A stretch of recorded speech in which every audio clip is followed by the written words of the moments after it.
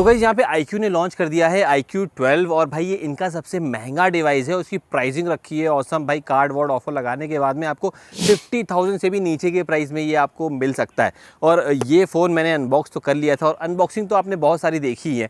तो देखो भाई यहाँ पे ये फ़ोन दिखने में जितना ज़्यादा ऑसम है ना, इसकी परफॉर्मेंस उतनी ज़्यादा ऑसम है। साथ ही में गाइस यहाँ पे अपग्रेडेशन जो इनके कैमरा में किया गया है टेलीफोटो लेंस के साथ में, वो और ज़्यादा मुझे प्रिटी लगा। लेकिन यहाँ पे मुझे ये देखना था कि भाई एंड्रॉयड के अंदर जो यहाँ स्नैपड्रैगन 8 Gen 3 है वो सबसे बेस्ट वाला प्रोसेसर है। साथ ही में इसमें यहाँ पे कैमरा में भी काफ़ी ज़्यादा अपग्रेडेशन किया गया है। तो लेट्स चेक इट आउट कि यहाँ पे जो iOS में बेस्ट डिवाइस है iPhone 15 Pro Max, उसके साथ में ये कैमरा में कैसे परफॉर्म करता है एंड इवन इनका जो परफॉर्मेंस की डिफरेंस है वो एक्चुअल में कितना निकल के आता है। तो चलिए भाई करते हैं एक full comparison between the iPhone 15 Pro Max and the iQOO 12 in camera and speed test and everything, BGMI वगैरह सब कुछ करके आपको दिखाएंगे कि आखिरकार इन दोनों में कौन ज़्यादा बेस्ट निकल के आता है। तो भाई सबसे पहले तो मैं बात कर लेता हूँ बिल्ड एंड डिज़ाइन की। बैक से अगर आप जैसे ही फ़ोन को होल्ड करेंगे तो आपको समझ में आएगा कि जो आईफोन का फ़ोन है वो थोड़ा सा हैवियर साइड में है और iQOO थोड़ा सा लाइटर में है। लेकिन फिर भी अगर आप देखेंगे तो iQOO के अंदर एक काफ़ी ज़्यादा ना रिफ्रेशिंग सा डिज़ाइन है। और अब भाई आईफोन वालों को तो पता ही है कि वही ओल्डर लुक के साथ में आता है। जितने भी आईफोन्स होते हैं ना, ऑलमोस्ट सिमिलर टाइप की ही डिज़ाइन आपको देखने को मिलती है। और ना ही सिर्फ ये, अगर आप देखेंगे फ्रेम तो भाई देखिए यहाँ पे आईफोन ने टाइटेनियम फ्रेम का यूज़ किया हुआ है और वहीं आप iQOO में देखेंगे तो इन्होंने भी भाई मेटल का ही एल्यूमिनियम फ्रेम। एंड इवन अगर आप बैक से देखेंगे तो भाई दोनों में ही यहाँ पे ग्लास बॉडी यूज किया है। वहीं पे गाइज अगर आप देखेंगे फ्रंट से आप देखेंगे तो दोनों में ही फ्लैट डिस्प्ले देखने को मिलती है। पर जो iQOO की डिस्प्ले है और जो बीजल्स वगैरह है वो बहुत ही ज्यादा थिन है। और वहीं पे आप आईफोन में देखेंगे तो हाँ उसमें भी भाई थिन है, लेकिन मुझे फिर भी कंपैरेटिवली मुझे ज़्यादा अपीलिंग, ज़्यादा प्रीमियम फील जो है ना वो भाई iQOO के डिस्प्ले से निकल के आ रहा है। और एक चीज़ बता दूं, दोनों के दोनों यहाँ पे 1.5K की ना रिजोल्यूशन के साथ में आते हैं। साथ ही साथ iQOO के अंदर आपको 144 हर्ट्ज की रिफ्रेश रेट वाली डिस्प्ले देखने को मिलती है, वहीं आईफोन में आपको 120 हर्ट्ज का रिफ्रेश रेट है। और जो भाई आईफोन की जो नॉर्मल ब्राइटनेस जाती है वो जाती है 1000 निट्स तक की, और वहीं iQOO में जाएगी 1600 निट्स तक की। और मैक्सिमम ब्राइटनेस जो आईफोन की डिस्प्ले अचीव करती है वो है 2000 निट्स की, और वहीं पे iQOO की करती है 3000 निट्स की। तो ब्राइटनेस के मामले में अगर आप देखेंगे तो मैंने साइड बाय साइड दोनों ही डिस्प्ले को रखा है, उसमें समझ में भी आ रहा है कि iQOO displays are more brighter as compare to iPhones. साथ ही साथ में गाइस यहाँ पे आपको देखने को मिलती है एक पिल लाइक शेप, लेकिन यहाँ पे आपको डॉट वाला डिज़ाइन मिलता है डिस्प्ले के अंदर। साथ ही साथ में गाइस इसके अंदर कोई भी इन डिस्प्ले फिंगरप्रिंट सेंसर देखने को मिलता नहीं है और इसमें मिलता है इन डिस्प्ले फिंगरप्रिंट सेंसर। और जो ये पिल लाइक शेप है यानी कि डायनेमिक आइलैंड है, इसका जो फेस अनलॉक वाला सिस्टम है वो बहुत ही ज़्यादा बढ़िया है। साथ ही साथ में गाइस यहाँ पे iQOO के अंदर आपको IR ब्लास्टर भी देखने को मिलता है, जो कि आपको आईफोन में देखने को नहीं मिलेगा। इसके बाद अगर मैं बात कर लेता हूँ यहाँ पे सॉफ्टवेयर की, यहाँ पे iQOO के अंदर Android 14 लेटेस्ट वाला मिलता है और यहाँ पे FunTouch OS 14 भी देखने को ना मिल जाता है। तो काफ़ी ज़्यादा मतलब न्यू सॉफ्टवेयर है और बहुत ही ज़्यादा अच्छे अपडेट्स के साथ में भी आता है, जहाँ पे 3 साल के एंड्रॉयड अपडेट और 4 साल के सिक्योरिटी पैच अपडेट का प्रॉमिस करता है iQOO। वहीं पर अगर आप देखेंगे तो आईफोन के बारे में तो वो आता है iOS 17 के लेटेस्ट सॉफ्टवेयर अपडेट के साथ में, और उसमें आपको रेगुलर अपडेट देखने को मिलती ही रहेंगी। लेकिन इसी के साथ में अगर हम बात कर लेते हैं कि भाई प्रोसेसर वगैरह में क्या चीज़ मिलता है, तो भाई देखो यहाँ पे ना iQOO के अंदर आपको मिलता है स्नैपड्रैगन 8 Gen 3 वाला प्रोसेसर। लेटेस्ट प्रोसेसर है एंड्रॉयड में और सबसे पावरफुल भाई प्रोसेसर है। इसमें आप यही चीज़ आप अंदाज़ा लगा लें कि इसकी जो एंटूटिव बेंचमार्क है वो 2 लाख चली जाती है।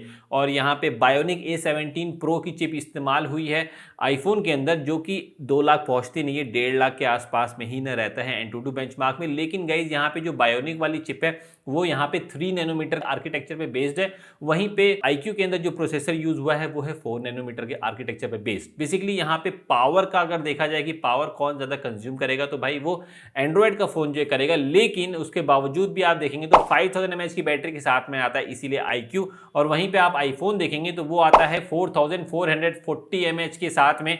तो ऑब्वियस ही बात है यहाँ पे mAh भी ना कम है, तो जिसकी वजह से यहाँ पे बैटरी को कॉम्पनसेट करेगा वो 1 नैनोमीटर का डिफरेंस। और ना ही सिर्फ ये, बल्कि यहाँ पे चार्जिंग स्पीड भी iQOO में ज़्यादा फास्टर है, जहाँ पे 120 वॉट की चार्जिंग के साथ में आता है iQOO का फ़ोन। अपार्ट फ्रॉम दिस अगर हम बात कर लेते हैं कि आखिरकार परफॉर्मेंस क्या आपको देखने को मिलेगी, तो इस परफॉर्मेंस टेस्ट में सबसे पहले तो मैंने यहाँ पे काइनमास्टर वीडियो एडिटिंग टेस्ट किया। तो एक चीज़ मैंने देखी कि जो आईफोन है ना उसके अंदर काइनमास्टर का प्रॉपर सपोर्ट नहीं है, बिकॉज भाई दोनों के दोनों फ़ोन या iQOO और आईफोन दोनों के दोनों यहाँ पे 4K की वीडियो को सपोर्ट करते हैं, लेकिन जो बिट रेट है ना वो भाई काइनमास्टर में आईफोन के अंदर बहुत ही कम जाता है, 16 बिट रेट के आसपास में ही न जाता है। वहीं एंड्रॉयड के अंदर आपको मैक्सिमम 32 बिट रेट तक की वो जाता है, मतलब just double of iPhone.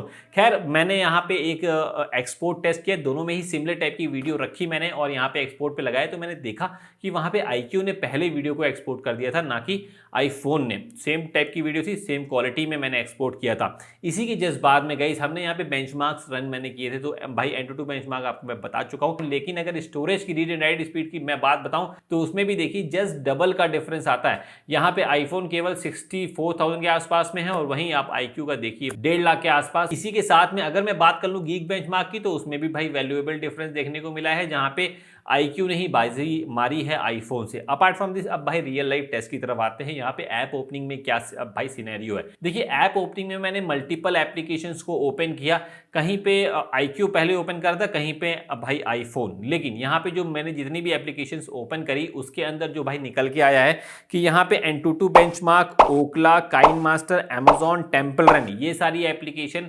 IPhone ने पहले ओपन जो है करी थी। और iQOO की बात करेंगे तो geek benchmark, Chrome, Flipkart, Twitter, Instagram, Amazon prime, YouTube और BGMI, इसको यहाँ पे iQOO ने पहले ओपन किया। तो आप देख सकते हैं कि यहाँ पे भाई iQOO ने बहुत सारी एप्लीकेशन को पहले ओपन किया और रैम मैनेजमेंट में दोनों ही यहाँ पे सिमिलर परफॉर्म करते हैं। और क्योंकि अगर गेमिंग की मैं बात कर लूँ तो दोनों में ही मैंने यहाँ पे गेमिंग खेल करके देखा है, दोनों ही स्मूथ में 90 FPS को तो सपोर्ट करते हैं। लेकिन जहाँ पे बात आ जाती है ना कि भाई किस में ज़्यादा बेटर गेमिंग करा करके देगा, तो भाई देखो मेरे को तो दोनों की ही गेमिंग में कोई ज़्यादा डिफरेंस समझ में आया नहीं। ये आपकी पर्सनल प्रेफरेंस है, आप किस में खेलना चाहते हैं। पर मैंने iQOO में भी खेला है, वहाँ पे मुझे कोई भी फ्रेम ड्रॉप्स देखने को नहीं मिले हैं। भाई स्मूथ में 90 FPS चलता है और HDR में भी एक्सट्रीम जो है चलता है, तो ये सिमिलर ग्राफिक्स मिलती है।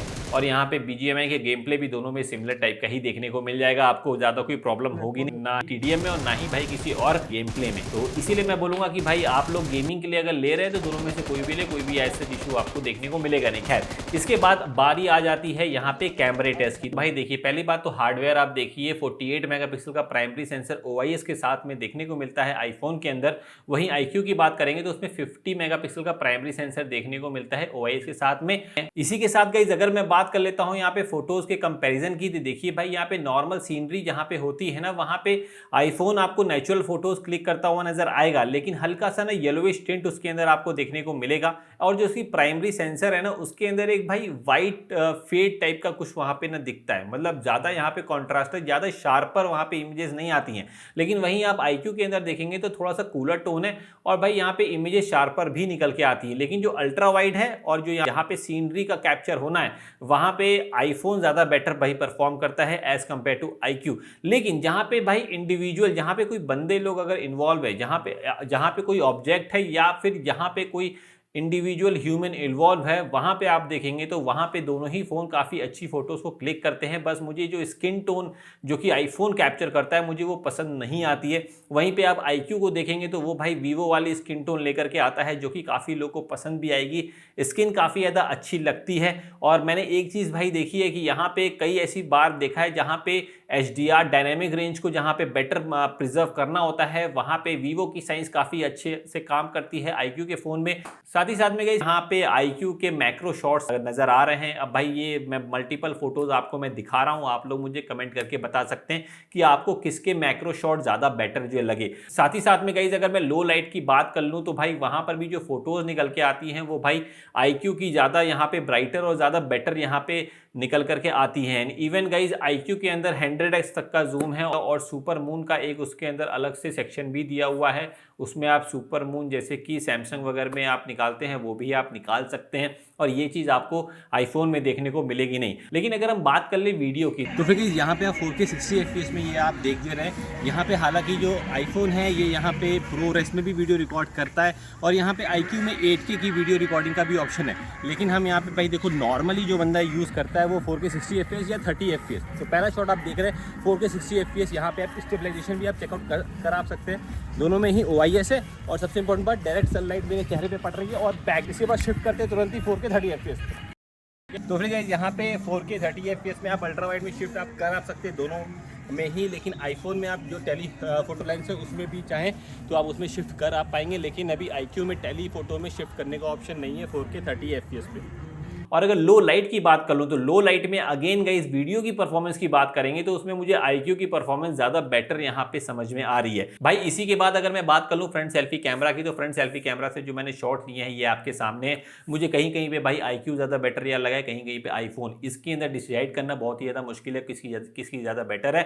लेकिन यहाँ पे वीडियो की बात आएगी तो भाई यहाँ पे 4K की वीडियो रिकॉर्ड कर सकता है आईफोन, इसलिए वीडियो की क्वालिटी की वजह से इवन उसके अंदर OIS भी देखने को ना मिलता है, तो ज़्यादा स्टेबल वीडियो जो है यहाँ आईफोन में आती है। इसीलिए भाई फ्रंट सेल्फी में व्लॉग वगैरह करने में आईफोन का फ्रंट सेल्फी कैमरा ज़्यादा बेटर यहाँ पे साबित होगा iQOO के कंपैरिजन में। लेकिन फिर भी फोटोज वगैरह की बात करेंगे तो ज़्यादा कोई डिफरेंस नहीं, पर वीडियो में डिफरेंस साफ समझ में आता है। तो यही था भाई यहाँ पे कैमरे में। और अगर last but not the least आखिरकार इन दोनों में से कौन सा फ़ोन लिया जाए, तो भाई डिसीजन लेना बहुत ज़्यादा मुश्किल है, लेकिन ये सब चीज़ें मैं छोड़ता हूँ आपके ऊपर। आप लोग मुझे बताएं कि एक 50,000 का फोन जो कि इतना सब कुछ लेकर के आ रहा है वो ज्यादा बेटर है या फिर स्टेटस सिंबल वाला जो आईफोन है, आईफोन 15 प्रो मैक्स। भाई iPhone 15 pro max is not bad, I am not saying it is bad, but हाँ प्राइस के डिफरेंस का अगर आप देखेंगे तो उसमें यहाँ पे iQOO ने भी काफी अच्छा काम किया है। और मुझे ऐसा लगता है कि बहुत सारी जरूरतें आपकी iQOO 12 से ही पूरी हो सकती हैं जो कि आप आईफोन में ढूंढने के लिए जाते हैं। पर डिसीजन मैं छोड़ता हूं आप पे, आप ही मुझे कमेंट करके बताइएगा कि आखिरकार आपका क्या मानना है, iQOO 12 या फिर आईफोन 15 प्रो मैक्स।